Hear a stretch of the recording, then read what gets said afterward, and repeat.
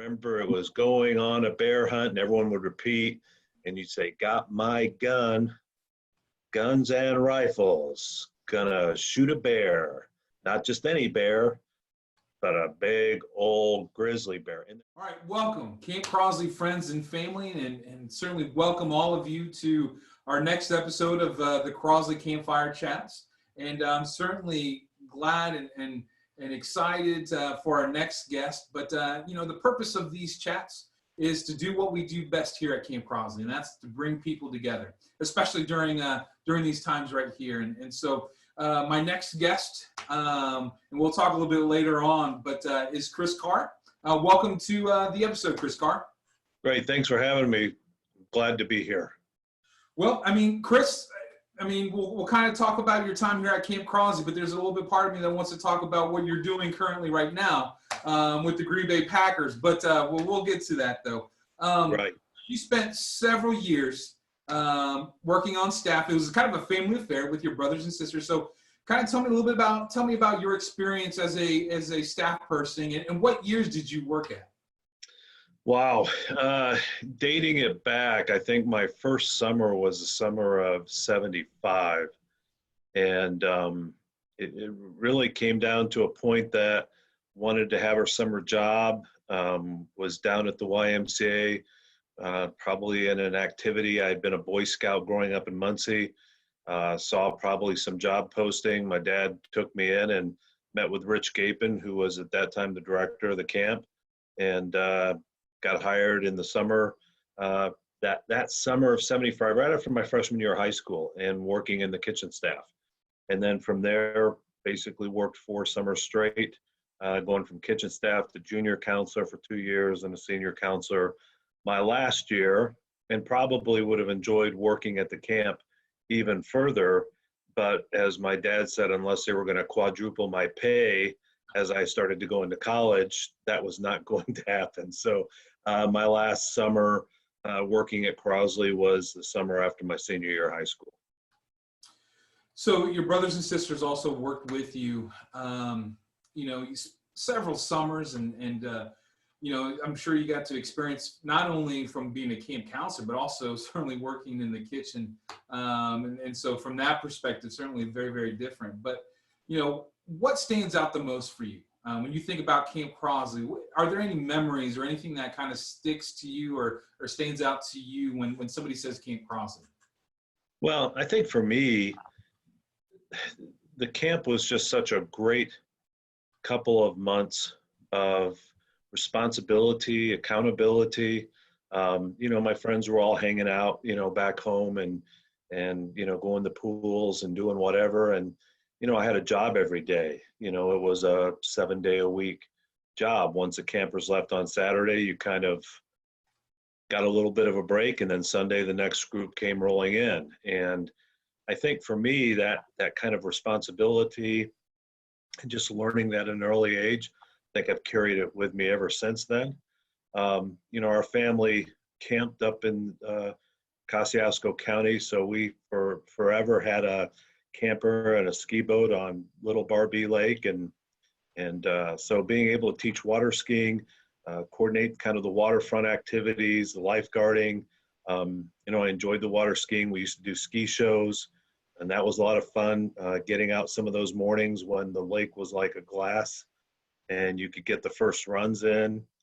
We used to have, I remember that we used to have the staff, there was a staff event where the staff all hid, and then the campers would all go try to find them. And you could basically stay anywhere in the camp area. You couldn't go off the camp area, but we had these elaborate camouflage tarps and get into trees. And if the campers caught you, then they got to push you off the pier, in front of all the campers. It was kind of a last evening thing. So all those kinds of activities were just, just fun memories for me. And to this day, choosing the profession I've gone into, being a psychologist, I think probably very early on, I can say that, being a junior counselor, being responsible for 10 to 12 youngsters that were in your cabin, it's got to be in some way connected to kind of everything I do now. So, you mentioned about, and you don't hear this too many from 14, 15-year-old teenage boys about respect, accountability, and responsibility. And so, I mean, it's just amazing to hear that coming from you. But so what was it? I mean, you spent 4 summers at Camp Cross. So what was it that drew you back year after year? Because you could have went somewhere else until your father said, hey, you need to make more money. But I mean, but for the most part, what drew you back year after year? Well, I think the stability of the staff, you know, a lot of the staff were stable during that time. I had the opportunity to work with my little brother, Kyle, who worked with me for a couple of summers. My sister came on board later after I had already gone off to college. But, you know, I think what drew me back was knowing that you had a consistent plan, knowing that you were going to at least earn a little bit of money. And I think at the same time, for me, it was just the benefit of having that kind of family, that extended family that you could have in the summer. And, you know, when Terry Jones took over after Rich, you know, and had a director change, some of the staff were stable that whole time. So for me, there wasn't any other option. I didn't want to go do another job. I probably could have.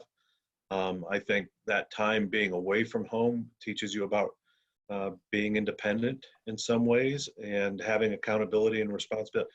And the counselor piece was fun. And to be honest, calling it a job was a little bit of a stretch. Now, the kitchen staff, that was a job. Being a counselor, I mean, that was pretty fun. And you had an enjoyable experience and lots of good memories I still have.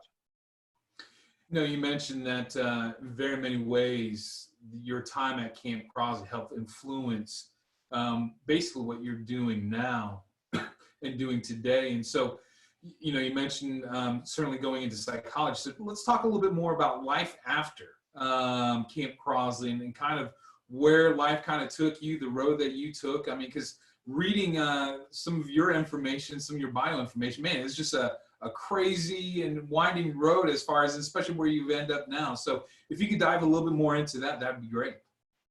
Yeah, so when I finished high school and finished my last summer at Crosley, I went right from there to Wabash College, where I played football for 4 years at Wabash. And, you know, I studied a couple majors and then became a psychology major. And frankly, at the end of my Wabash education, when I graduated, went back to Ball State University, went back home, was going to try coaching and was a graduate assistant coach for the football program there, and chose a master's degree, and you had to choose a specific area. So I chose counseling psychology because of all the psychology domains and specific disciplines, the counseling helping profession seemed to fit me best. And so thinking at that point I might be a high school football coach and a guidance counselor, it just literally being what I am now wasn't even on my radar going into graduate school. And then finished my master's degree. Back in that time, you know, you cut film, you did a lot of gopher work as a graduate assistant. You didn't get to do a lot of on-field coaching. And I think probably there was higher power involved in that kind of, as that was the case, I kind of got more interested in my counseling and finished my master's and ended up working 4 years in drug and alcohol treatment, 2 years as a counselor in an inpatient adolescent unit, and then 2 years doing prevention work. And sometimes you do a job that you realize it's rewarding and meaningful, but not something I want to do the rest of my life. And so I'd always stayed in contact with coaches. Sport has always been important to me. And so this idea of sports psychology kind of popped up, and made the decision to go back and get my PhD in counseling psychology and minor in sports psychology. And my thought was, why couldn't a psychologist train to work with athletes as a population and work with teams and organizations? And then I've been very blessed to have the career that I've had since doing my doctorate in counseling psychology. Now, you mentioned earlier, we were talking before we started, I just want to point out the Ohio State football helmet in the background. OH, IO. There we go. Exactly. So I just want to point out though. So what are you, so you've gone worked with the football team at Ohio State and the men's basketball team, and you've kind of made stops throughout. And where are you currently at right now? Well, I started my career at Washington State University. When I finished my PhD, I got hired in their athletic department full-time as their athletic department psychologist. At that time, I was one of 4 people in the country that was a full-time mental health provider in a collegiate athletics department. The only Pac-10 school at that time that had somebody out in the middle of Eastern Washington. And then I went from there to Arizona State. And then while I was at Arizona State, I had the opportunity to meet the head team physician from Ohio State. And so from 1995 to 2000, I was the director of psychology for Ohio State Athletics and worked in sports medicine, where I worked with athletic training colleagues, physical therapy colleagues, physicians. And then we had the opportunity to come home to Indiana. I joined an orthopedic sports medicine practice. And in 2006, hired as sports performance with physicians, primary care docs, athletic trainers, nutrition. Sports psychology was part of our process, and we had that available. And then my practice has always been diverse. I'll see individual clients. I contract with college athletic departments. And then I've been in the NBA for 13 years, past 9 years with the Indiana Pacers. And then 2 years ago, got hired by the Green Bay Packers to start consulting with them as their team performance psychologist. And that evolved into this opportunity now where just on May 1st started a full-time position as a director of performance psychology for the Packers. And I think there's a transition now where professional sports are now realizing if they can bring psychological services in-house, like they do with athletic training, sports nutrition, strength and conditioning, if they can bring the mental side in full house, you can develop a more effective and kind of integrated model of care. So that's really the role I'm going into. So, this just intrigues me. From a physical standpoint, you have your certainly your strength and conditioning coaches, your dietitians, and things like that. So now, it sounds like sports are certainly going more for the mental side. So, what would be some of the things that you would be doing with the Green Bay Packers? Well, part of it will be developing a curriculum on mental skills preparation, which can include goal setting, composure management, energy management. Like, we don't want to get rid of butterflies. We just want to teach them how to fly in formation. So one of the things that we'll do is give athletes like mindfulness exercises, or I'll do guided exercises with them individually. Visualization, mental imagery, pre-performance mental routines, having a kind of a cognitive strategy to approach competition, which in the NFL is at very high speed, very intense, and the ability to reset confidence in those issues.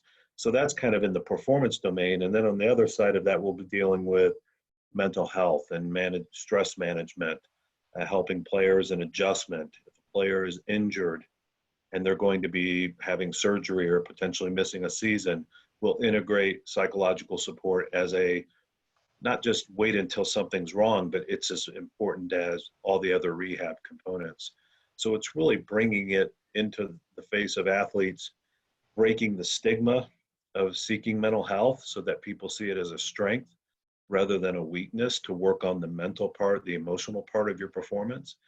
And so it's going to be a fun position to really kind of develop. I think there's maybe 6 NFL teams that have this type of a full-time commitment. And of course, the Green Bay Packers are a storied and historic franchise and organization, and have been, I've been fortunate to have 2 years working with their staff, and have a lot of conviction and belief that they're genuinely and authentically invested in this program. So my next question for you is, what do you think of the first-round draft pick of Jordan Love? I'm just kidding. Just kidding. Believe me, you're not the first I've asked that's been asked. Player personnel folks make decisions about all of these process. I'm involved in meeting some of our potential draft picks. And we actually I'll do interviewing. We do some testing. The character component is very much related to performance, not just athletic talent or physical ability or football skill, but the ability to be a good professional off the field and in your relationships. I think more and more sports organizations realize that you have to have the resource for that. So, Chris, let me kind of dive in a little bit, kind of going back. You mentioned how your time at Camp Crosley influenced you in psychology. So is there anything that with what you do now that you kind of incorporate in what you do currently, especially with Green Bay or during your time with the Pacers or whatever it may be? What are some of the things that you've been able to carry through to your work? Well, I think it's very clearly the relationship piece. Whether you're a camp counselor and you have 8 to 10 to 14 young people kind of in your cabin as part of you, that's a relationship you have to build. And everything that you can do to be non-judgmental, unbiased, supportive, empathic, lifting and building strengths in these individuals that you may have for a week, it's very similar to the work that I do now. Now you have a different skill set, 6 years of graduate work to kind of understand psychopathology, psychotherapeutic orientations, understand that psychotherapy is not about just telling people what to do, but listening and engaging and being support. But very clearly, there were moments at my time at camp where a young man was maybe struggling with homesickness, particularly if he had some of the younger ones, and helping them kind of feel a sense of comfort and safety and being support and being engaged with their peers. You can kind of look through that process and say that in some ways that's what I do in my role with the elite sport teams I've been with, the 2 Olympic Games I've gone to, being integrated in a support system. And I think that's what your counselors, that's what your teaching staff, that's what everybody there at the staff have to identify with. And the more cohesive and connected they are, the better experience the campers are going to have. That's great.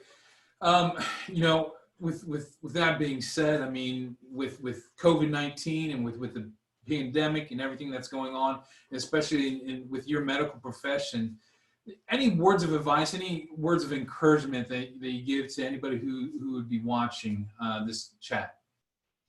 Yeah, this is unprecedented, this pandemic issue. I've never experienced anything like it. I said a few months ago, the closest I'd ever experienced something that had such a significant impact in the athletic community was 9/11. And this is very different. It has expanded beyond that. However, knowing that we're going to be going through different levels of stress, those of us in the sport and performance psychology domain really look at the research on psychological hardiness, resilience, mental toughness. And what I will do is, and have done this with teams and organizations, is prepared handouts to help everyone understand there's a choice about how you respond to the circumstances. You don't control the circumstance, but you do control your response to it. So we've talked about encouraging people to be resilient. Choose to be resilient. Choose to see this as something that you're going to grow from and actually be better as a result of than staying the same or being worse. Seeking social support, staying connected. It's funny now because there was no such thing as cell phones, as computers. I mean, we didn't have that back in that time. It was all human interaction and maybe a phone call once in a blue moon. Most of the time I was writing letters and then waiting a week or so until you got a reply. So this idea of staying connected now with these types of things like Zoom and FaceTime, you can stay connected to everybody. And then at the same time, stay very goal-oriented. Find 2 or 3 things a day. Even though I started with the Packers, I'm still here in Indiana. Wisconsin shut down basically till the end of May. But I've already had 3 phone consults today. I'm working on projects.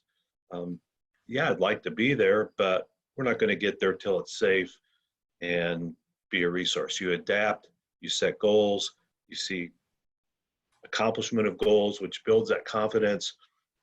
And that's what helps you make the choice every single day to be resilient, to see adversity not as something that holds you back, but see it as something you're going to grow from and gain strength from. And all of us will do that because this pandemic will eventually turnover, and we will come back. And so how we come back, that's a choice we want to make. Those are some great words and some great advice from you, Dr. Chris Carr, and certainly appreciate that. Now, we've kind of come to the conclusion of our interview here, and the way that we end our Crosley Campfire Chats is to have you sing your favorite camp song, or at least the song that you remember the most. So with that being said, I leave that to you.